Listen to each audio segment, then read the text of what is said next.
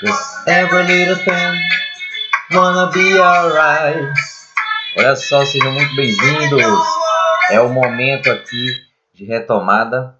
Vamos retornar aqui às nossas atividades. Estamos passando por um momento de um pouco de turbulência, mas precisamos voltar. E aí, como estão vocês?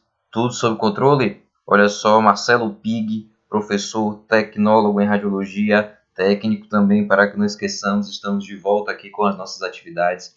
Vamos iniciar agora nesse momento. Nós vamos voltar para a radiologia intervencionista. Nós vamos agora pegar uns aspectos históricos, tá bom? Vamos iniciar por uns aspectos como tudo começou. Vamos voltar um pouquinho, tá bom? Para dar uma respirada, para nos organizarmos, para estarmos todos bem, para quando retornarmos às nossas atividades presencialmente, estarmos, firme e forte na rocha. Vamos nessa?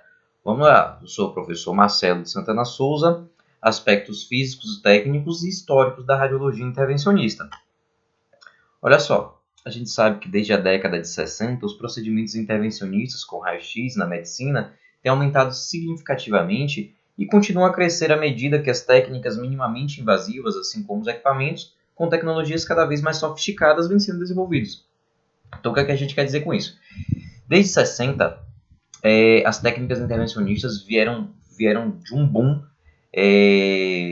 proporcional também, e aumentaram significativamente e viram crescer cada vez mais mediante a situação que cada vez desenvolvemos técnicas mais seguras, com menor dose e com menor exposição também a questões, digamos assim, de exposições infecciosas para esses pacientes, porque a gente aprendeu o quê? A radiologia intervencionista ela tem como finalidade zerar o internamento desse paciente, minimizando as possíveis complicações que poderiam ser causadas por uma cirurgia aberta.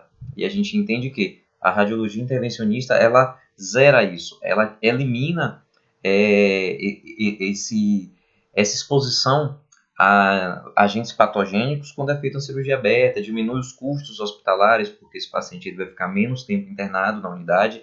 Então, a radiologia intervencionista ela vem com essa premissa. Nós vamos entrar nos aspectos históricos. Depois da descoberta do raio-x, ou Röntgen, que aconteceu uma explosão de outros avanços. Dentre eles está a radiologia intervencionista, que ele veio casado com a cirurgia endovascular. Então, olha só.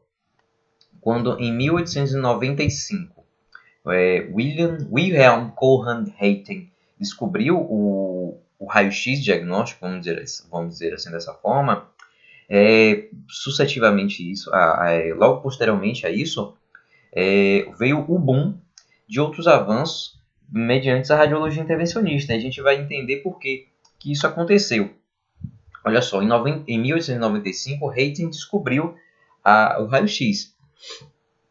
E em 1896, o americano Thomas Alva Edison deu mais uma contribuição ao mundo. Quem foi Thomas Alva Edison, gente? Qual foi o legado principal, assim, mais lembrado, no qual ele ficou famoso para toda a história?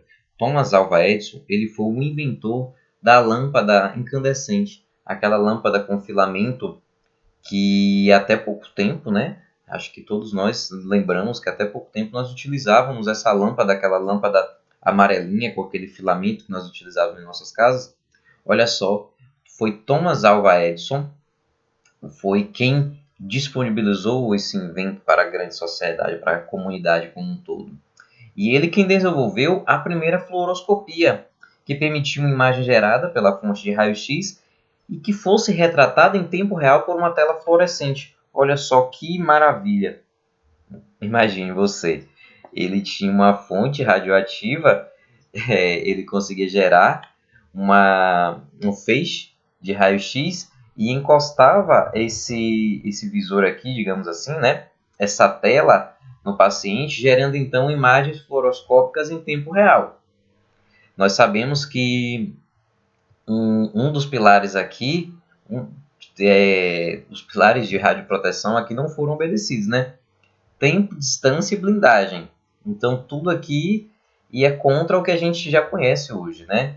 Mas foi necessário que fossem descobertas essas questões, fossem adotadas e trabalhadas para que a gente chegasse ao nível de conhecimento que a gente tem hoje. Olha só, em 1896, Thomas Alva Edison deu a sua contribuição ao mundo com a invenção da fluoroscopia, permitindo então que essa imagem fosse gerada e transmitida a uma tela fluoroscópica em tempo real. Já em 1927, o português Antônio H. Muniz começou a possibilidade de utilizar os raios-x com um meio de contraste para visualizar os vasos sanguíneos do encéfalo. Suas primeiras experiências, olha só, primeiras aqui, tá bom? Foram com cadáveres de animais, pelos quais conseguiu com sucesso localizar neoplasias, hematomas, tornando-se o precursor de cirurgias delicadas nessa região. Então, em 1927, o português Antônio H. Muniz, ele percebeu que, administrando o meio de contraste, realizando imagens radiográficas, olha só, fluoroscópicas, utilizando o invento lá de Alva Edison. E ele conseguia gerar imagens em tempo real, e aí ele substituía um procedimento muito complicado que havia naquela época. A relevância do seu achado mereceu uma apresentação solene de 2 séries de pacientes perante a Sociedade de Neurologia de Paris. Em pouco tempo, a pneumoencefalografia, olha só, que era a injeção de ar nas cavidades ventriculares, deixou de ser utilizada. Graças a Deus, imagine você injetar ar nos ventrículos. Deixou de ser utilizada, dando lugar à inovadora angiografia cerebral. Olha só que maravilha. Essa imagem aqui, essas imagens representam os estudos do português. Olha só, de Edgar Muniz. São imagens do acervo dele, ó. Olha só, nós temos aqui a injeção. Olha só, um catéter aqui, ó. Injeção do meio de contraste. Nós temos aqui a visualização da carótida comum. Olha só. Nós vemos aqui todo o trajeto do meio de contraste para os vasos cerebrais. Olha só que maravilha que foi esse experimento. Nós temos aqui, ó, porque lembra que ele usava, ó, cadáveres de animais. Então, olha só, um cadáver de uma ave, olha só, ele utilizou uma ave, fez a administração do meio de contraste. Nós temos aqui, ó, a visualização de vasos.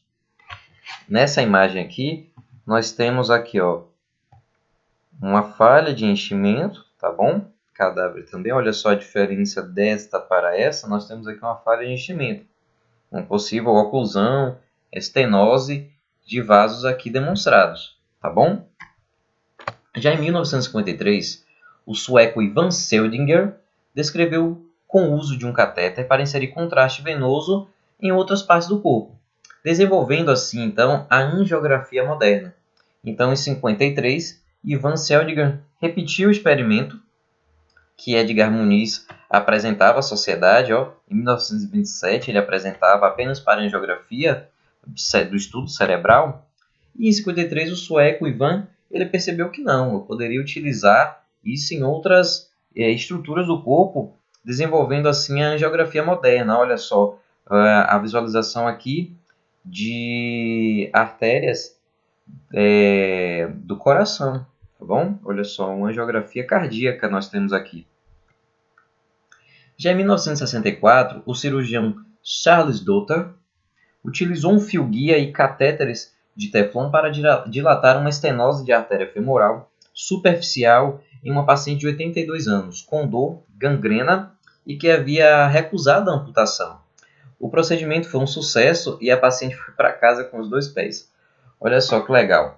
Ele utilizou da situação clínica dessa paciente para desenvolver a sua técnica de estudo.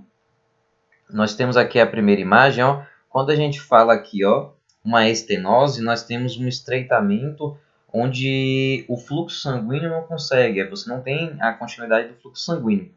Então, nós temos aqui na primeira imagem, olha só, a artéria femoral, e nós temos aqui uma falha de enchimento nesse ponto, olha só.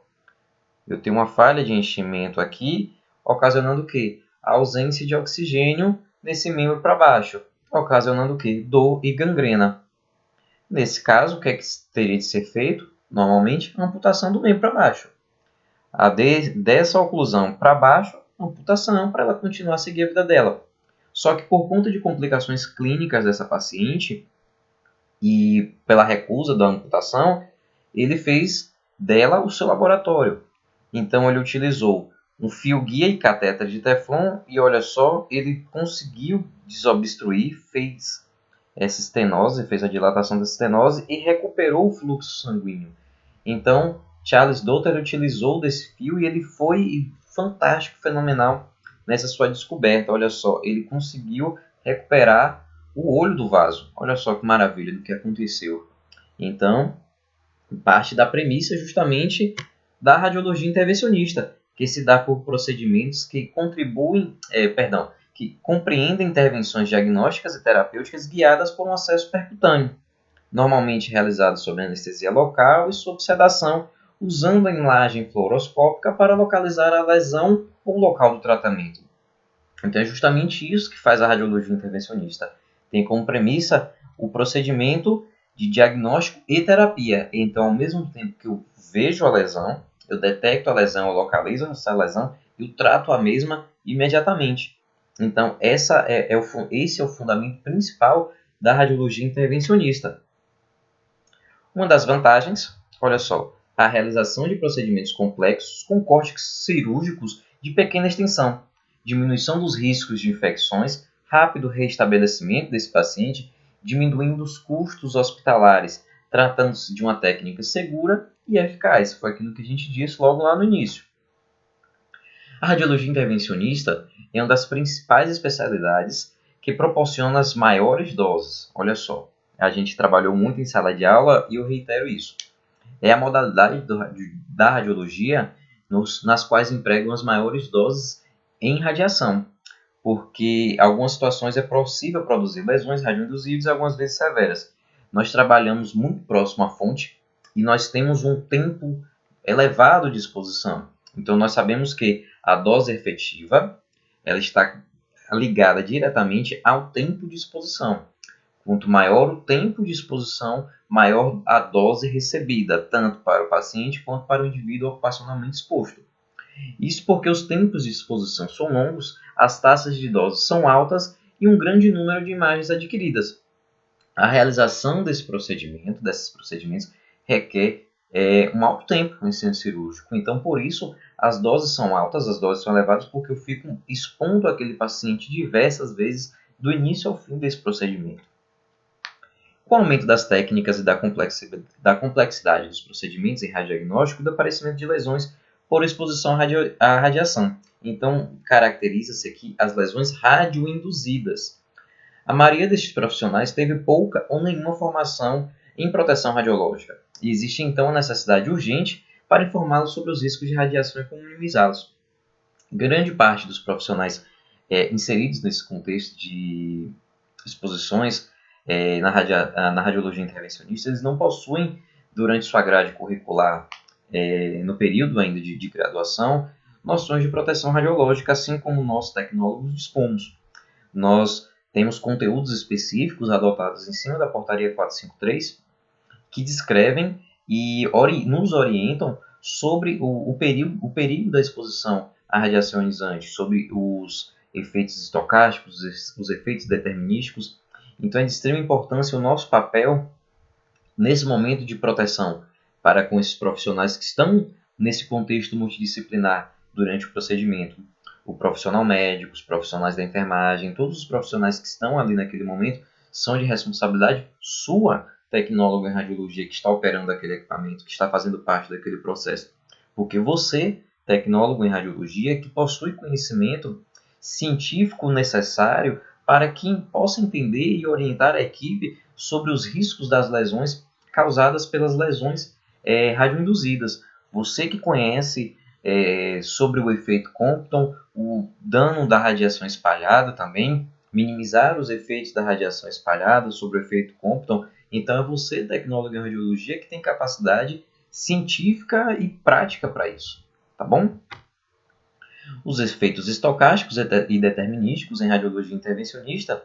As altas doses ministradas nos procedimentos intervencionistas não são conhecidas, se não conhecidas e otimizadas, podem aumentar os riscos dos efeitos estocásticos e ocasionar efeitos determinísticos em pacientes profissionais. Olha só o que é que esse tópico quer dizer para a gente. Uma vez que você conhece os danos, você conhece os procedimentos que devem ser tomados e você não se atenta a eles, você pode causar efeitos que vão determinar a médio e longo prazo a qualidade de vida daquele indivíduo por causa dos efeitos estocásticos. Como o próprio nome já diz, os efeitos estocásticos são aqueles efeitos causados ao longo dos anos, ao longo das exposições, e o efeito determinístico é aquele que determina uma morte ou uma lesão induzida para aquela célula. Então, eles são de responsabilidade sua, tá bom? Você, enquanto profissional, e também responsabilidade sua. A responsabilidade não é apenas do médico intervencionista, sua também, como tecnólogo, na abordagem e na definição de uma melhor técnica e de uma melhor abordagem para como vai ser feito esse procedimento com esse paciente, de discutir, de levar em consideração isso com o médico também. Olha só, efeitos estocásticos e determinísticos. E aqui eu trago para vocês, em 1994, a FDA publicou um documento sobre lesões induzidas na pele recorrentes a procedimentos intervencionistas. Essas lesões não aparecem imediatamente logo após o procedimento. Foram observados os casos de cataratas e sérios danos nas mãos dos profissionais médicos. Então, olha só, o dano causado por uma lesão radioinduzida, tá bom? Olha só, aqui uma queimadura muito extensa, tá bom? Lesões de dermatites, olha, lesões na pele das mãos dos profissionais médicos e também a catarata também, por conta do cristalino ser uma estrutura extremamente radiosensível. Então, cabe também a você, profissional das técnicas radiológicas, tecnólogo, também esse conhecimento. Então, eu trago aqui, eu tenho uma tabela, olha só, o limiar aproximado de dose em gray, tá bom? O tempo de aparição do efeito, 10 minutos para uma alta dose de 200 mg. De 2 a 24 horas após 10 minutos de exposição à fluoroscopia. Eritema imediato. Uma depilação temporária, olha só. Após 3 semanas foram percebidas a depilação temporária para um indivíduo que ficou 15 minutos exposto à fluoroscopia, com a dose máxima de 200 mg por minuto. Uma depilação permanente, 3 semanas após, o mesmo ficou exposto por 35 minutos. E olha só, nós temos uma necrose. Eu vou pular aqui um pouquinho já para a parte mais severa. Nós temos uma necrose, a morte das células da pele. Olha só, após 52 semanas, e o mesmo ficou exposto por 75 minutos. Olha só, 1h15 ele ficou exposto à dose máxima de 200 mg por minuto. Olha só o risco e o dano causado pela exposição à radiação também. A mesma radiação que cura, ela também pode fazer mal. Então, grandezas para profissionais. As elevadas doses recebidas em diferentes regiões do corpo por profissionais são devido proximidade do tubo de raio-x, a não utilização dos equipamentos de proteção individual, os longos tempos de exposição e o uso impróprio do equipamento, com ausência de manutenção. Cabe a você também, profissional das técnicas radiológicas, a cobrança, olha só, para toda a equipe da utilização dos equipamentos de proteção individual. Os longos períodos de exposição, na prática, é um pouco complexo para você abordar isso, porque não será você, não somos nós, tecnólogos, quem definimos os tempos de exposição em tese, porque varia de procedimento para procedimento. Haverão procedimentos que haverão longos períodos de exposição, tá bom? E o uso impróprio do equipamento, eu vou tratar já já, o que virá a ser esse uso impróprio do equipamento, e a ausência da manutenção preventiva. Que manutenção é essa? São os testes de levantamento radiométrico, são os testes de exposição, são os testes que você deve cobrar a instituição, cobrar o gestor da empresa também, o responsável pelo equipamento, são os testes de conformidade. São testes para que tenhamos certeza que o equipamento está dentro dos padrões mínimos de segurança, que não está havendo radiação espalhada, que não está tendo fuga da ampola, que a ampola, a radiação está saindo apenas pelo local onde deve, não está tendo fuga lateral, que o equipamento está realmente entregando a dose que ele informa que está entregando. Entende que você está montando um parâmetro de KV e IMS, o equipamento está entregando esse KV e IMS que você programou ali. Então, a ausência de manutenção é algo também que contribui bastante para a exposição ocupacional do indivíduo. Olha só, a fluoroscopia proporciona imagem em tempo real, permitindo sua aplicação em exames nos quais deseja obter imagens dinâmicas de estruturas e funções do organismo. Que legal, olha aqui. E principalmente para cirurgias ortopédicas, hoje é bastante utilizado, a ortopedia gosta bastante. Então nós temos ali um gerador de raio-x que modifica a tensão e a corrente de entrada proveniente da rede elétrica. Então ele trabalha com o mesmo princípio daquele raio-x fixo da sala de exames, do aparelho móvel também. Então o que é que eu tenho aqui? Eu tenho um gerador que converte energia elétrica proporcionando condições necessárias para a produção de raio-x. Eu tenho aqui, ó, cadê o cursor aqui? Eu tenho aqui um gerador de raio-x, essa parte do equipamento fica ligada à rede elétrica, tá bom? E aqui eu tenho a ampola, aqui, e aqui em cima eu tenho a tela intensificadora, onde vai receber o feixe de raio-x, ó, gerando então a imagem aqui nos monitores para que seja feita a visualização e definir a conduta do profissional médico. O gerador é ligado a um sistema de controle automático de exposição. Que sistema é esse? É o CAI, é o controle automático de exposição. Ele é responsável por controlar os parâmetros operacionais de KV e MA, e ele age para manter um nível constante de brilho da imagem observada, o brilho da imagem observada, mesmo quando o intensificador se movimenta para diferentes partes do corpo. O que é que eu quero dizer com isso? Eu movimento a ampola, deixa eu voltar aqui a imagem. Eu vou movimentar esse equipamento por diferentes estruturas, partes do corpo. Então, se eu estou na região torácica, eu tenho pouca estrutura de órgãos aqui, e eu movimento esse intensificador até o abdômen, onde eu tenho uma presença de vísceras, de órgãos mais densos, diferente do tórax, que eu tenho maior presença de ar. E o CAI ele é responsável por manter um padrão de imagem e com perfeição, independente da estrutura onde eu estiver radiografando, onde eu estiver realizando esse procedimento. Então você vai movimentar o equipamento e o controle automático de exposição ele alterar os padrões de KV e MAS, dando uma qualidade e brilho necessário para a visualização, sem você ficar baixando ou aumentando o MAS. O próprio sistema CAI, ele equilibra tudo isso, proporcionando a imagem mais fidedigna possível e real para não ser necessário parar o procedimento. Olha só, e o tubo de raio-x ele consiste em dois eletrodos metálicos, cátodo e ânodo, contido em uma cápsula de vidro a vácuo. O princípio é o mesmo.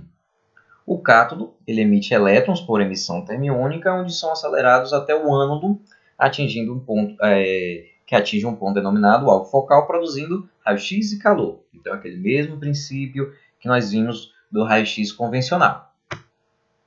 Olha só, nós temos aqui, cadê o cursor? Os polos, olha só, de diferentes potenciais, para gerar justamente o que? A DDP, a diferença de potencial, justamente onde são acelerados aqui, cadê o cursor?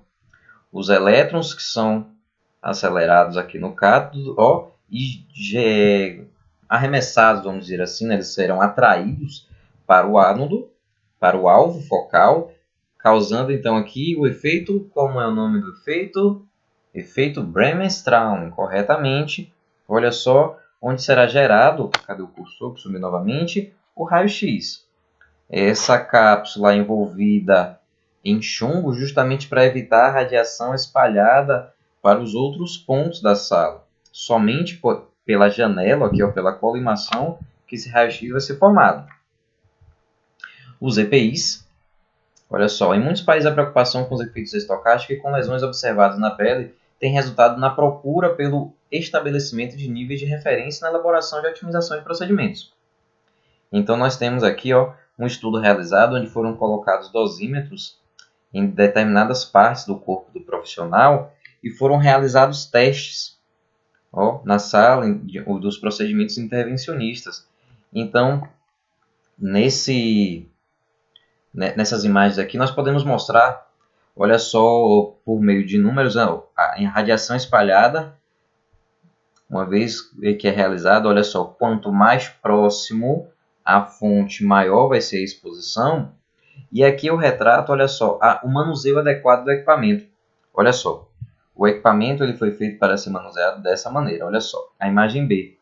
Olha só, onde os níveis de exposição estão maiores aqui, ó, no centro da mesa, próximo ao alvo, que é o paciente. Quando você altera a angulação desse equipamento, aquele nível de radiação que nesse ponto aqui ele é maior, olha só, quando você altera a posição do equipamento de fluoroscopia, a maior intensidade do feixe, olha só, nessa proporção aqui você tem uma maior intensidade na altura dos seus olhos. E olha só, opa, volta. Nessa modalidade aqui, ó, você tem uma maior exposição, olha só, em região de gônadas, nas células germinativas. Então, o equipamento ele deve ser utilizado, na sua grande maioria, dessa maneira. Então, cabe a você também, profissional, entender como se deve acontecer o funcionamento do equipamento de fluoroscopia. Tá bom? Por enquanto, vamos encerrando aqui esse momento de home office, né? Vamos dizer assim, de videoaulas. Vou disponibilizar o link no grupo de vocês, o material para estudo também, e vamos nos falando. Estou à disposição, qualquer coisa. Grande dia para todos nós e se cuidem. Vamos lá, aqui voltando, parar.